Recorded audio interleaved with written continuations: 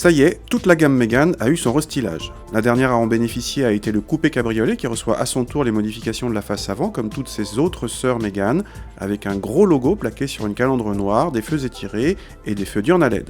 A part la face avant, rien ne change à l'extérieur si ce n'est la construction de la gamme. La Mégane CC n'est plus proposée qu'en deux niveaux de finition, GT Line et Intense, cette dernière constituant le haut de gamme et incluant les jantes de 18 pouces de notre modèle d'essai. A l'intérieur, le restylage ne change rien, sauf l'arrivée, comme sur le reste de la famille Mégane, du système Airlink qui permet de télécharger des applications. Pour le reste, la planche de bord n'évolue pas et reste correctement présentée. Les places arrière permettent de dépanner, mais sont trop justes pour voyager pour un adulte, notamment à cause d'un dossier trop vertical, inconfortable. Le coffre est très grand en position coupée, avec plus de 400 décimètres cubes, mais il diminue de moitié en position cabriolet. Le toit se manœuvre uniquement à l'arrêt en plus de 20 secondes, c'est trop long.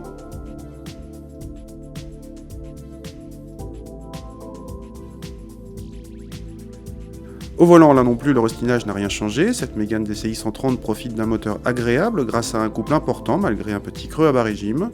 Mais la Mégane CC est beaucoup plus lourde que la berline et les performances en souffrent, de même que le dynamisme général. Il faut considérer cette Mégane comme un cabriolet de balade, assez confortable malgré les roues de 18 pouces de cette finition, et sans histoire côté comportement.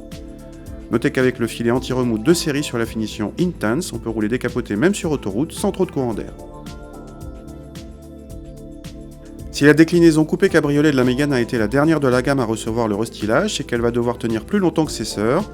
La 4e génération de Mégane berline devrait arriver dans le courant de l'année prochaine, mais il faudra attendre plus longtemps pour le renouvellement du cabriolet.